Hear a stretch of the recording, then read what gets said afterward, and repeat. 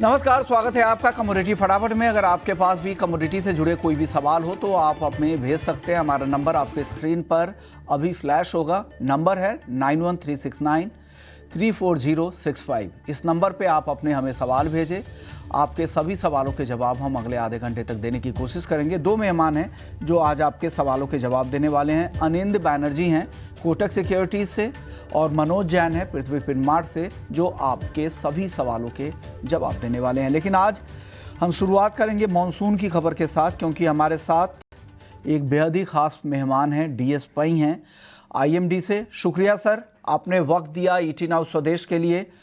Sir, monsoon season का जो normal period होता है 1 जून से 30 सितंबर, वो अवधि खत्म हो चुकी है। पूरे मानसून सीजन में करीब 8% ज़्यादा बारिश हुई है पूरे सीजन में, जो 4 साल में सबसे ज़्यादा है। अनुमान से भी बेहतर बारिश इस बार देखने को मिली है।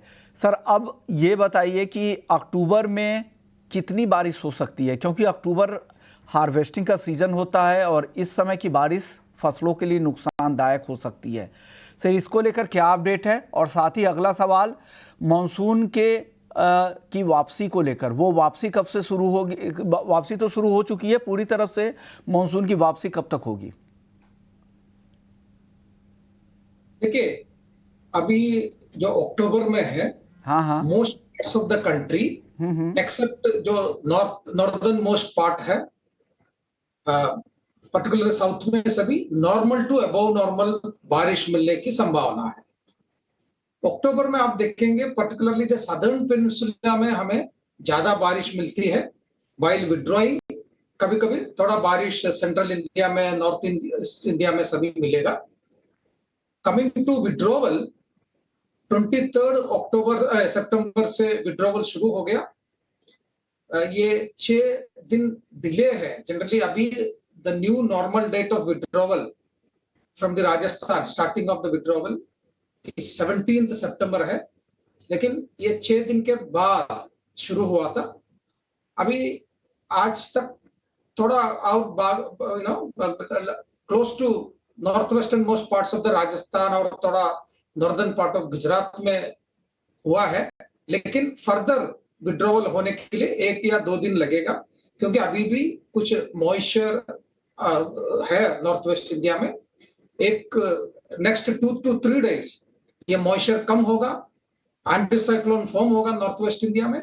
इसके वजह से स्लोली मानसून विड्रॉवल फर्दर होगा, लेकिन from the central India it will take at least again 1 more week लगेगा सेंट्रल इंडिया में। सो ये देखते देखते हमें ये बोल सकते हैं कि सेंट्रल इंडिया में और पेनिनसुलर इंडिया में थोड़ा normal to slightly above normal बारिश होने की संभावना है अक्टूबर में। क्या ये खरीफ फसलें जो तैयार अब हो रही हैं, उन पर तो असर नहीं होगा? क्या कुछ नुकसान की संभावना तो नहीं दिख रही है आपको? देखिए, मेनली अभी some low pressure system next week में फॉर्म, ये वीकेंड में होने की संभावना है ईस्टर्न पार्ट में। तो जो वेस्ट बंगाल है वो एरिया में, ईस्टर्न और नॉर्थ ईस्टर्न एरिया में उधर कुछ बारिश हो सकती है, लेकिन नॉर्थ वेस्ट इंडिया और सेंट्रल इंडिया में अभी हेवी, बहुत ऐसे जो नुकसानदायक बारिश जैसे हेवी रेनफॉल होने की संभावना कम है। सो मुझे लगता है इतना इम्पैक्ट नहीं होगा। सर, अब पूरे सीजन की बात करते हैं, मानसून सीजन की। 1 जून से 30 सितंबर में साउथ जो मानसून होता है अपना, उस सीजन में कि कौन कौन से ऐसे क्षेत्र थे जहां शानदार बारिश हुई और कहां पर डेफिसिट की स्थिति थी? देखिए, एज ऑफ नाउ यदि हम लोग देखेंगे, सिर्फ ईस्ट और नॉर्थ ईस्ट इंडिया में 14% कम है सामान्य से। बाकी सभी रीजन में हमें अबव नॉर्मल बारिश मिली है। आप देखेंगे कि नॉर्थ वेस्ट इंडिया में 7% नॉर्मल से ज्यादा मिला है। सेंट्रल इंडिया में नियरली 20% अबव नॉर्मल मिला है, और सदर्न पेनिनसुला में आप देखेंगे कि नियरली 14% अबव नॉर्मल रेनफॉल मिला है। That means overall country accept north east India. और आप देखेंगे कि पंजाब एंड JNK, लद्दाख और आपका अरुणाचल प्रदेश, ये 3 सब डिविजन छोड़ करके सभी रीजन में हमें normal to above normal rainfall मिला। सर, अब आखिरी सवाल पई सर आपसे होगा कि अगले 1-2 हफ्ते में कहां कहां बारिश ज्यादा हो सकती है, कहां अलर्ट रहने की जरूरत है? देखिए जैसे मानसून विथड्रॉ होते होते हमें थोड़ा बारिश नॉर्थ वेस्ट इंडिया में और सेंट्रल इंडिया में और पेनिनसुलर इंडिया में थोड़ी नॉर्मल बारिश मिलेगी, बट ओवरऑल इतना ज्यादा नहीं होगा कि हेवी टू वेरी हेवी का बहुत कम चांस है। भाई सर, आपने वक्त निकाला, हमारे दर्शकों को बताया, मानसून पे अपडेट दिया, और ये बारिश अक्टूबर में भी थोड़ी जारी रह सकती है। और मानसून पूरे जो साउथ वेस्ट मानसून है वो सीज़न तो पूरा खत्म हो गया, लेकिन रिट्रीवल उसकी पूरी तरह से वापसी होते होते 15 से 17 अक्टूबर तक मानसून पूरी तरह से विदा हो जाएगा। और पूरे सीज़न की बात करें तो करीब करीब 8% सामान्य से ज़्यादा बारिश हुई है, ये मौसम विभाग की तरफ से कहा गया है। चलिए आगे बढ़ते हैं, और अब मानसून के बाद सबसे पहले बात करते हैं कच्चे तेल की, क्योंकि कच्चे तेल में काफ़ी उठापटक चल रही है। कल ओपेक प्लस की बैठक भी है, क्या कुछ वहाँ से निकल कर आ सकता है? मनोज जी बताइए, क्रूड को लेकर आपका आउटलुक क्या है, किस तरह की खबरें निकल कर आ रही हैं, क्या कुछ ओपेक की बैठक से निकल कर आ सकता है, क्या संभावनाएं बन रही हैं सर?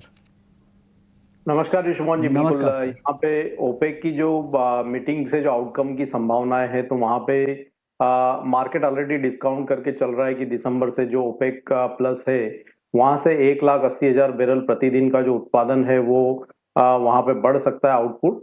तो मार्केट ऑलरेडी उस न्यूज को डिस्काउंट करके चल रहा है। साथ ही जो लीबियन आउटपुट है वो भी रिज्यूम हो सकता है इंटरनेशनल मार्केट में, लेकिन मिक्स्ड फंडामेंटल है। इसके साथ ही हमने ये सप्ताह में चाइनीज स्टिमुलस भी आते हुए देखे हैं, और जो फेड चेयरमैन की स्पीच हुई है वहां पे फर्दर 50 बेसिस पॉइंट के रेट कट की संभावनाएं भी जो है बनती हुई नजर आई है ये वर्ष के आखिर तक। तो मिक्स्ड फंडामेंटल है, लेकिन यहाँ पे निश्चित रूप से ओपेक प्लस का मीटिंग है, तो एक बड़ा इवेंट हम कह सकते हैं कच्चे तेल के लिए। तो एक बार मीटिंग के आउटकम आए उसके बाद यहाँ पे एक डायरेक्शन मार्केट को मिलती हुई नजर आएगी। लेकिन मेरा मानना है कि यहाँ पे हम अगर ब्रेंट की बात करें तो $70 और WTI के लिए $66 जो एक स्ट्रॉन्ग सपोर्ट का काम करेगा इंटरनेशनल मार्केट में। और भारतीय बाजारों में भी हमारा मानना है कि 5,600 से 5,550 का जो जोन है वो एक स्ट्रॉन्ग सपोर्ट जोन रहेगा। तो ओपेक प्लस की मीटिंग के आउटकम के बाद निचले स्तरों पर फिर एक बार यहाँ पे सपोर्ट जो है कच्चे तेल में बनते हुए नजर आएंगे विश्वमोहन। तो चलिए, ये बात हो गई कच्चे तेल को लेकर, लेकिन एक सवाल भी है एक दर्शक का। मीता जैन है, कच्चा तेल उन्होंने 5,700 रुपये पे खरीदा है, अब जानना चाह रहे हैं कि क्या करना चाहिए। मनोज जी क्या सलाह देंगे इनको? 5,700 रुपये की बाइंग है, क्या लग रहा है अब आगे क्या इनको फायदा होने वाला है क्या? 5,580 का जो स्तर है वो क्लोजिंग बेसिस पर कच्चा तेल होल्ड करता हुआ आया है। आज भी हमने वो लेवल के नीचे कीमतों को फिसलते हुए जरूर देखा था इंट्राडे में, लेकिन वहां सस्टेन होते हुए नहीं देखा। तो मेरा मानना है कि 5,580 का एक क्लोजिंग स्टॉप लॉस मेंटेन करके चलना चाहिए कच्चे तेल में। ऊपर में 5,800 एक रेजिस्टेंस बना हुआ है, तो वो लेवल के आसपास आए तो एक बार अपनी पोजीशन से एग्जिट ले सकते हैं। चलिए अब बात करते हैं अगले दर्शक की। विकास गुप्ता हैं गाजियाबाद से। चांदी इन्होंने 3 लॉट खरीदा है 90,250 रुपए पे। अनिंद बैनर्जी जी, चांदी पर क्या सलाह देंगे विकास जी को? या नमस्कार।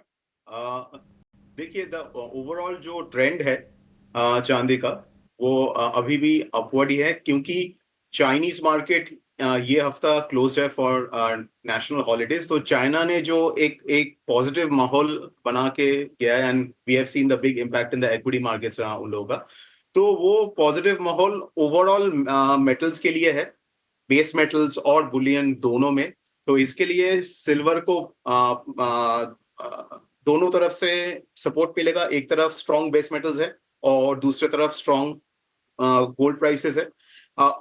सिर्फ एक ही नेगेटिव फैक्टर है, वो है कि डॉलर इंडेक्स में एक बॉटमिंग आउट का एक पैटर्न दिख रहा है। तो हो सकता है डॉलर इंडेक्स में अगर थोड़ा सा अपवर्ड करेक्शन दिखे तो इमीडिएटली सिल्वर में रन अप नहीं मिलेगा। तो सिल्वर कंसोलिडेट करेगा 90,000 के आसपास, 90,000 और 91,000 के बीच।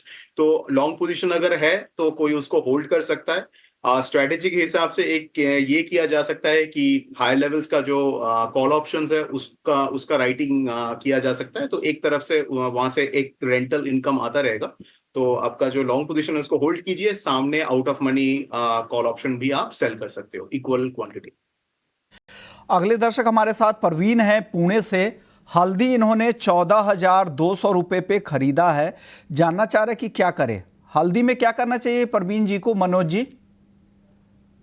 हल्दी में एक सपोर्ट बना हुआ था टेक्निकली 13,850 का, और आज हमने वो सपोर्ट लेवल के नीचे कीमतों को फिसलते हुए देखा है। तो मेरा मानना है कि लॉन्ग की पोजीशन में एक बार एग्जिट लेना चाहिए, क्योंकि 13,850 के स्तर के नीचे कीमतें टिकती है तो फिर यहाँ फिर से एक बार 13,200, 12,800 वो स्तर देखने को मिल सकते हैं। तो लॉन्ग की पोजीशन से एक बार एग्जिट लेना चाहिए। लॉन्ग की पोजीशन से यहाँ पे एग्जिट लेने की सलाह है। आज भी मुनाफा वसूली, कल तो 3% से ज़्यादा की गिरावट दिखी थी। अगले दर्शक है मनोज कुमार जैन हैं जयपुर से। इस साल सोने चांदी का भाव ऊपर में कहाँ तक जाएगा? मनोज जी आप ही बता दीजिए मनोज कुमार जैन जी को, सोने चांदी का भाव कहाँ तक ऊपर में जा सकता है? वर्ष के आखिर तक की अगर हम बात करें तो भारतीय बाजारों में 78,000 गोल्ड और 1 लाख तक जो है सिल्वर के प्राइस, ये वर्ष के आखिर तक जा सकते हैं। ओवरऑल ट्रेंड पॉजिटिव ही है, और हमारा मानना है कि 1 लाख तक के जो स्तर है वो वर्ष के आखिर तक एक बार चांदी में देखने को मिल सकते हैं, और सोने में भी 78,000 तक के स्तर यहाँ देखने को मिल सकते हैं। ओके, अगले दर्शक हमारे साथ सुनील है, गोल्ड पर अपना राय जानना चाह कि गोल्ड में क्या करना चाहिए। अनिंद बैनर्जी जी, गोल्ड में सुनील जी को क्या करना चाहिए? देखिए इसमें ट्रेंड पॉजिटिव है और काफी स्ट्रॉन्ग मोमेंटम है, तो बाय ऑन डिप्स किया जा सकता है। स्टॉप लॉस इसका रहेगा 74,800 के नीचे, और अपसाइड में अभी प्राइसेस है 75,243, तो 76,000 तक एक्सपेक्ट किया जा सकता है 1-2 दिन में। ओके, अगले दर्शक भी गोल्ड पर ही है, महेश अग्रवाल है। सोने में मौजूदा स्तरों पर क्या करें? आप महेश जी को क्या सलाह देंगे मनोज जी? सोने में जो करंट वायदा है दिसंबर का 76,000 के ऊपर ट्रेड हो रहा है, तो हमारा मानना है कि एक बार लॉन्ग की पोजीशन में ये लेवल पे मुनाफा वसूली करना चाहिए, क्योंकि जैसा बनर्जी जी ने भी बताया कि जो डॉलर इंडेक्स में एक रिट्रेसमेंट देखने को मिल रहा है, तो उसके चलते कुछ मुनाफा वसूली देखने को मिल सकती है। तो उसके लिए यहाँ पे एक हमको कॉशियस जो है व्यू लेकर के चलना चाहिए गोल्ड पे। तो 76,000, 76,200 एक रेजिस्टेंस जोन है दिसंबर वायदा के लिए, तो एक बार यहाँ पे लॉन्ग में मुनाफा वसूली की सलाह रहेगी। फ्रेश अगर पोजीशन लेना है तो थोड़े डिप का वेट करना चाहिए। ओके, अगले दर्शक हमारे साथ हैं, क्रिश हैं दिल्ली से। कॉपर 5 लॉट 843 रुपए पे शॉर्ट किया है, क्या करना चाहिए क्रिश जी को, मनोज जी? कॉपर में एक पॉजिटिव मोमेंटम बना हुआ है विश्वमोहन जी, और हमने एक करेक्शन जरूर आते हुए देखा था, लेकिन जो सपोर्ट है 840 का वो कॉपर ने ब्रेक नहीं किया है, और ऊपर में 870 एक रेजिस्टेंस है। तो अभी हमारा मानना है कि कॉपर जो चाइनीज मार्केट में हॉलीडे है तो उसके चलते कुछ कंसोलिडेशन दिखा सकते हैं 840 से 870 की रेंज में, लेकिन कोई भी अगर डीप आता है तो इनको शॉर्ट की पोजीशन से एग्जिट लेने की सलाह रहेगी। ओवरऑल ट्रेंड अभी भी यहाँ पे कॉपर में पॉजिटिव दिखता है, तो कोई डीप आए तो एक बार शॉर्ट की पोजीशन से एग्जिट लेने की सलाह रहेगी। अगले दर्शक है ऋषिकेश हैं नासिक से, क्रूड ऑप्शंस में ट्रेडिंग रणनीति जानना चाह रहे हैं। क्रूड ऑप्शंस में बताइए क्या करना चाहिए अनिंद बैनर्जी जी? देखिए अभी फिलहाल ओपेक प्लस का मीटिंग है, तो उसके पहले एक बेरिश ट्रेंड बना हुआ है, बट जिस हिसाब से कमोडिटीज में सब जगह तेजी है आफ्टर चाइना, तो उसमें क्रूड एक ऑड मैन आउट है। तो अगर थोड़ा सा भी अगर ओपेक प्लस से कोई पॉजिटिव इंडिकेशन आता है कि सप्लाई उतना इंक्रीज अभी नहीं होगा, तो हो सकता है एक शॉर्ट कवरिंग रैली आ जाए। तो बेटर ये रहेगा एक स्ट्रेटेजी की लॉन्ग स्ट्रैडल या लॉन्ग स्ट्रैंगल किया जा सकता है, क्योंकि उसमें क्या होता है कोई भी साइड एक बड़ा मूव आता है तो उसमें पार्टिसिपेट किया जा सकता है। आउट ऑफ मनी कॉल और आउट ऑफ मनी पुट खरीदा जा सकता है 1-2 दिन के लिए। किसी भी साइड बड़ा मूव हाई इवेंट के बाद, तो उसमें पार्टिसिपेशन मिलेगा। ओके, चलिए अगले दर्शक का सवाल ले लेते हैं। अगले दर्शक हैं यहाँ पर अनिकेत है, ये जानना चाह रहे हैं कि कॉपर में क्या करना चाहिए। मनोज जी की तो राय हो गई, कॉपर पर आपकी राय क्या है अनिंद बैनर्जी जी? हाँ जी, हम लोग काफी पॉजिटिव है अक्रॉस बेस मेटल्स में। तो कॉपर में फिलहाल क्योंकि चाइनीज मार्केट अभी हॉलीडेज पे है, तो एक कंसोलिडेशन हो सकता है 840 और 870 के बीच, बट इवेंचुअली एक्सपेक्टेशन की कॉपर 900 प्लस जा सकता है। तो बाय ऑन डिप्स किया जा सकता है इन कॉपर। स्टॉप लॉस रहेगा आपका 830 या 35 के नीचे। ओके, चलिए कुछ एग्री मार्केट पे भी सवाल ले लेते हैं। जीरे की बात करते हैं। जीरा लगातार अब फिर से हल्की नरमी दिखनी शुरू हो गई है। अच्छी रिकवरी के बाद दबाव यहाँ पर अब 2-3 दिनों से दिख रहा है। मनोज जी, क्या लग रहा है जीरे की चाल आगे कैसी रह सकती है? क्या करना चाहिए जीरे में अब? अभी हमारा मानना है कि जीरे में थोड़ी जो मुनाफा वसूली है वो कंटिन्यू रह सकती है, क्योंकि 27,200 तक के लक्ष्य हमने सुझाए थे और हमने लगभग वही लेवल से एक यहाँ पे रिट्रेसमेंट जो है फिर से आते हुए देखा है। अगर जीरे की बात करें तो हमारा मानना है कि अभी यहाँ पे बाइंग जो है अवॉइड करना चाहिए ये कमोडिटी में। अभी थोड़ी मुनाफा वसूली और यहाँ जारी रह सकती है और फिर एक बार 25,800 तक के जो स्तर है वो कुछ सेशंस में देखने को मिल सकते हैं। अक्टूबर वायदा की अगर मैं बात करूं तो अभी वर्तमान लेवल से और 400-500 रुपए की गिरावट की संभावना यहाँ नजर आती है। ग्वार को लेकर क्या व्यू है मनोज जी? क्या लग रहा है ग्वार की चाल आगे कैसी रहेगी? ग्वार में भी एक पॉजिटिव मोमेंटम बना है, लेकिन हमारा मानना है कि निचले स्तरों से एक अच्छा स्पर्ट जो है ओवरऑल ग्वार कॉम्प्लेक्स में देखने को मिला है और ये लेवल भी रेजिस्टेंस के नजर आते हैं, चाहे वो ग्वार सीड हो या ग्वार गम हो। तो लॉन्ग की पोजीशन में एक बार मुनाफा वसूली करें और फ्रेश जो एंट्री लेना है उसके लिए थोड़े डिप का वेट करना चाहिए। हमारा मानना है कि ग्वार सीड में रिस्क रिवॉर्ड के हिसाब से 5550 के अगर स्तर मिलते हैं तो वो बेहतर होंगे। वहीं ग्वार गम में 11,300 के आसपास के स्तर मिले तो वो बेहतर होंगे फ्रेश एंट्री के लिए। ओके, बात मेटल्स की कर लेते हैं फिर से एक बार। मेटल में आज जिंक सबसे अच्छी मजबूती दिखा रहा है, करीब करीब 1.5% की तेजी है और एल्युमिनियम में भी अच्छी तेजी है। जिंक और एल्युमिनियम, अनिल बैनर्जी जी, इन दोनों मेटल्स पर आपकी राय क्या है? देखिए, हम लोग काफी बुलिश है ऑन जिंक और लास्ट फ्यू वीक से हम लोगों का बुलिशनेस कंटिन्यूड है। तो इसमें 305 का एक ओवरऑल टारगेट है जिंक में। तो क्योंकि जो सप्लाई सिचुएशन है प्लस जो चाइना का अभी स्टिमुलस का जो अनाउंसमेंट्स है, all these are quite positive. तो जिंक में ओवरऑल लॉन्ग करके ही खेलना चाहिए। तो 300 से 305 का एक टारगेट है और स्टॉप लॉस रहेगा 270 के नीचे। जिंक और एल्युमिनियम पे मनोज जी आपकी राय क्या बन रही है?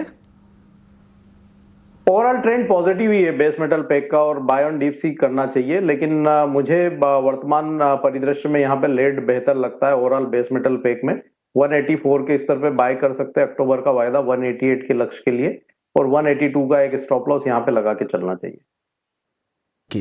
तो ये व्यू बेस मेटल्स पे मनोज जी की तरफ से आ रही। चलिए पल्सेस मार्केट का रुख करते हैं, वहां पर क्या कुछ चल रहा है, एक एक खबर एक एक करके लेते हैं। सबसे पहले पीले मटर की बात करते हैं, जहां पर रूस से इंपोर्ट बढ़ा है। अप्रैल और जुलाई के जो नंबर आ रहे हैं वो करीब 4,41,000 टन यहाँ रूस से पीले मटर का इंपोर्ट हुआ है। इस दौरान कनाडा से इंपोर्ट 4 लाख टन से भी कम हुआ है। रूस से इंपोर्ट कॉम्पिटिटिव प्राइस के हिसाब से भी, क्योंकि रूस का भाव $425 प्रति टन का और कनाडा का भाव है $460 प्रति टन का, और साथ ही रुपए में भी ट्रेडिंग हो पाती है, इसलिए भारत को ज़्यादा फायदा यहाँ पर रूस से इंपोर्ट करना हो रहा है। लेकिन आगे चल के फिर से कनाडा से इंपोर्ट बढ़ सकता है। हमारे साथ इस पर बात करने के लिए हर्षा राय हैं। शुक्रिया हर्षा, आपने वक्त निकाला। सबसे पहले बताइए पीले मटर को लेकर क्या आउटलुक है? इस बार तो इंपोर्ट काफ़ी ज़्यादा हो रहे हैं, सरकार के ड्यूटी फ्री इंपोर्ट का यहाँ पर फ़ायदा दिख रहा है साफ तौर पे। आगे क्या संभावनाएं लग रही हैं आपको? थैंक यू विश्व जी फॉर इनवाइटिंग मी हियर। मटर का इंपोर्ट एक्चुअली काफी अच्छा रहा है ये साल, और हमने इस साल रशिया से इंपोर्ट ज्यादा देखा। कुछ पिछले सालों में जब हम हमेशा कनाडा से इंपोर्ट किया करते थे, बट इस बार रशिया का जो प्रोडक्शन रहा येलो पीस का वो काफी अच्छा रहा 2022 से अगर कंपेयर करें तो, इसलिए हमें रशिया से कंटिन्यूस इंपोर्ट मिलता रहा और कनाडा से भी मिलता रहा। ड्यूटी फ्री इंपोर्ट के कारण हमने बहुत अच्छा इंपोर्ट ये साल देखा है। एंड रशिया के प्राइसेस जो हैं वो कनाडा से ऑफ कोर्स नीचे रहे हैं, इसलिए एक वो भी रीजन रहा है कि हमारे पास रशिया का इंपोर्ट कंटिन्यूस आता रहा। प्लस अगर हम देखें तो रशिया का मटर पिसाई में बेसन के लिए काफी अच्छे तरीके से यूज होता है। ये भी एक रीजन रहा कि कंटिन्यूस इसका सप्लाई मार्केट में बना रहा और इसका कंजम्पशन होता रहा। चने के दाम कम नहीं हो रहे, हल्की फुल्की नरमी जरूर दिखी थी 8,000 के ऊपर जाने के बाद, लेकिन अभी भी उसी आसपास में 7,800 से 8,000 के आसपास ही मंडियों में भाव है। चाहे वो दिल्ली हो, बीकानेर, अकोला, सब जगह उसी आसपास में भाव है। क्या मटर के इतने ज़्यादा सप्लाई से चने पे कोई असर नहीं हो रहा है? क्या मटर के बेसन का इस्तेमाल कम हो रहा है क्या? नहीं, अगर हम देखेंगे तो चने की एक अपनी फंडामेंटल डिमांड है और वो इस साल हम देख रहे हैं कि चने का जो प्रोडक्शन है वो काफी कम रहा। स्टॉक लिमिट जब लगी तब हमने देखा कि प्राइसेस जरूर नीचे गए, पर जैसे जैसे कि डिमांड चने की आती रही, जैसे कि मैंने कहा चने की अपनी एक फंडामेंटल डिमांड है, वो बरकरार रही है और उसके कारण चने का कंटिन्यूस हमने मार्केट में डिमांड देखा। येलो पीस सब्स्टिट्यूशन में जा रहा है, लेकिन क्योंकि हमने येलो पीस दिसंबर 23 से इंपोर्ट करना शुरू किया, धीरे धीरे इसका सप्लाई बाजार में बढ़ने लगा और धीरे-धीरे ही ये सब्स्टिट्यूशन होता है। हम ये सब्स्टिट्यूशन एकदम से 2, 3, 4 महीने में नहीं एक्सपेक्ट कर सकते कि ये काफ़ी बढ़ जाए। तो चने का जो फंडामेंटल डिमांड है वो सिर्फ़ चना ही कंप्लीट कर सकता है, इसलिए हमने चने का एक कंटीन्यूअस डिमांड बाज़ार में देखा है। आगे भी हम आने वाले महीने में त्योहार के कारण और क्योंकि हम इस साल एक्सपेक्ट करते हैं कि चने की बिजाई इंडिया में अच्छी होगी, तो सीड डिमांड भी हम आने वाले 2 महीने में अच्छी देखेंगे मार्केट में चने की। ओके, अब बात कर लेते हैं लेंटिल की। लेंटिल को लेकर खबर ये आ रही कि ऑस्ट्रेलिया एक बड़ा प्रोड्यूसर है, वहाँ पर क्रॉप को लेकर चिंता है, वहाँ पे काफ़ी ज़्यादा नुकसान की खबर आ रही है और लग रहा है कि 1 मिलियन टन्स के नीचे भी उनका उत्पादन हो सकता है, जो काफ़ी लंबे समय के बाद इतना कम उत्पादन होने की संभावना लग रही है। क्या लग रहा है, इसका क्या असर मार्केट पर होगा और भारत के लिहाज से आप इसे कैसे देखती हैं? अगर विश्व आप याद करें, हम आईपीजीए के पैनल में जब साथ में थे अगस्त में, तभी मैंने ये बात वहां पे स्टेज में कही थी कि ऑस्ट्रेलिया की सीडिंग इस साल ज्यादा है, बट सीडिंग के टाइम और पूरे ग्रोइंग सीजन में ऑस्ट्रेलिया ने बहुत ड्राई वेदर देखा है, जिसके कारण हमने उसकी जो मसूर की क्रॉप है वो पीछे जाते हुए ही देखी है। मतलब हमने यील्ड कम होते हुए देखी, बढ़ते हुए नहीं देखी, जबकि एकरेज बढ़ा था। और अभी रिसेंट फ्रॉस्ट कंडीशंस के कारण और हम डैमेज और यील्ड लॉस देख रहे हैं। तो यदि हम ऑस्ट्रेलिया की बात करें तो जो प्रोडक्शन हम 1.7 मिलियन टन का पहले फोरकास्ट था, वो अब ऑलमोस्ट 1 मिलियन टन पे आ गया है। वहीं जो कनाडा का प्रोडक्शन हम लाल मसूर का एक्सपेक्ट कर रहे थे अच्छे सीडिंग के कारण अगेन, बट क्योंकि जुलाई के बाद वहां भी वेदर काफी गर्म रहा, हीट रही, तो उनका प्रोडक्शन जो 1.8 मिलियन टन एक्सपेक्टेड था वो दैट हैज कम टू 1.5। तो ओवरऑल अगर हम देखें कि कनाडा का अगर 3 लाख टन का प्रोडक्शन बढ़ा है, तो वहीं पे करीब करीब 6 लाख टन का हम देख रहे हैं कि ऑस्ट्रेलिया का प्रोडक्शन कम हो जाएगा। वहीं पे हमने रशिया में भी वेदर के कारण, ड्राई वेदर के कारण मसूर में यील्ड लॉस देखे हैं। तो आगे जाके ये लगता है कि अगर हम एसएनडी की बात करें तो वर्ल्ड में कनाडा का प्रोडक्शन भले ही बढ़ा है, लेकिन ऑस्ट्रेलिया उतने ही डबल से कम रहेगा। मसूर के प्राइसेस प्रोडक्शन ऑस्ट्रेलिया में कम होने के कारण भी फॉर्म हुए हैं। एंड सबसे बड़ी प्रॉब्लम जो हम देख रहे हैं वो इस टाइम प्रोडक्शन के साथ साथ हम लॉजिस्टिक्स का प्रॉब्लम देख रहे हैं, जो कि हमने कनाडा में भी देखा, जहाँ रेल कार की स्ट्राइक होने के कारण शिपमेंट्स काफी 3 से 4 हफ्ते डिले हो गए। प्लस कंटेनर अवेलेबिलिटी, आप ऑस्ट्रेलिया या कनाडा की बात करें तो दोनों तरफ एम्प्टी कंटेनर्स की अवेलेबिलिटी बहुत कम है, प्लस शिपिंग लाइन के फ्रेट्स कंटिन्यूस बढ़ते जा रहे हैं। तो इससे हम देख रहे हैं कि ओवरसीज के प्राइसेस जो हैं मसूर के, वो पिछले 15-20 दिन में काफी बढ़ चुके हैं, अगर हम उसे अगस्त के प्राइसेस से कंपेयर करें तो। ओवरऑल अगर पल्सेस के मार्केट को देखें तो क्या लग रहा है, भाव आगे किस तरफ जाते दिख रहे हैं? क्योंकि त्योहारी सीजन में हम लोग चल रहे हैं, आगे दाम किस तरफ जाते दिखते हैं? क्या खरीफ में जिस तरह की बम्पर बुआई हुई है, रबी सीजन को लेकर भी उम्मीदें काफ़ी ज़्यादा है? क्योंकि अभी आईएमडी के साइंटिस्ट से बातचीत हो रही थी तो कह रहे थे कि इस बार एक्सटेंडेड मानसून रहने वाला है, तो उसका फ़ायदा तो डेफिनेटली रबी सीजन में भी होने वाला है। तो क्या दाम आगे नीचे की तरफ ही रहेंगे? किस तरफ टिल्ट आपको होते हुए दिख रहे हैं? अगर अभी हम देखें तो जो ज्यादा कंसंट्रेशन है वो चने के ऊपर है, क्योंकि चने के प्राइसेस हम काफी ऊपर देख रहे हैं। बट मुझे ऐसा लगता है, जैसे कि मैंने कहा, फेस्टिव डिमांड में ये प्राइसेस ऑफ कोर्स थोड़े से हमें हायर लेवल पे दिखेंगे। बट क्योंकि हमारा ऑस्ट्रेलिया से इस बार इंपोर्ट का ट्रेड काफी अच्छा हुआ है, तो जैसे ही हम वहाँ नवंबर से लोडिंग देखना शुरू करेंगे और दिसंबर में इंडिया में अराइवल देखना शुरू करेंगे, तो ऐसा लगता है एक प्राइस पे प्रेशर जरूर दिखेगा चने में। वहीं पे हमें इंडिया में सीडिंग राबी में अच्छी होती हुई दिखती है बिकॉज ऑफ प्राइस। अगर हम खारिफ क्रॉप्स की बात करें तो तुअर का सीडिंग बहुत अच्छा है और हमने तुअर में प्राइस प्रेशर पिछले 2-1 महीने से काफी अच्छा देखने को मिला है। तो जो तुअर के प्राइसेस बहुत बड़े हुए थे वो हमने काफी हद तक कम होते हुए दिखे। हमने तुअर में ऊपर की साइड पे जो प्राइसेस थे उसमें डिमांड डिस्ट्रक्शन भी हमें लास्ट कुछ महीनों में देखने को मिला है। तो अगर देखा जाए तो खारिफ सीजन की जो हार्वेस्ट होगा वो हमें काफी अच्छी अवेलेबिलिटी दे सकता है तुअर की। वहीं पे राबी सीजन में अगर चने की अच्छी बिजाई होती है तो हम आगे जाके चने के प्राइसेस भी नीचे आते हुए देख सकते हैं। प्लस जो हमें इंपोर्ट मिलेगा वो हमारे पास सप्लाई अवेलेबिलिटी बढ़ा देगा। ओके, तो ये था पल्सेस को लेकर राय। ये थी हर्षा राय, जो ओनर है मयूर ग्लोबल कॉर्पोरेशन की। शुक्रिया हर्षा आपका मनोज जी आपका, अनिंद बैनर्जी जी आपका, आप लोगों ने वक्त निकाला, हमारे दर्शकों के सभी सवालों के जवाब दिए। जो भी सवाल रह गए उनके जवाब हम 3 अक्टूबर को वापस से कमोडिटी फटाफट मिलेंगे। तो कमोडिटी फटाफट को यही समेटते हैं, लेकिन बाकी खबरों के लिए आप बने रहिए हमारे साथ। नमस्कार।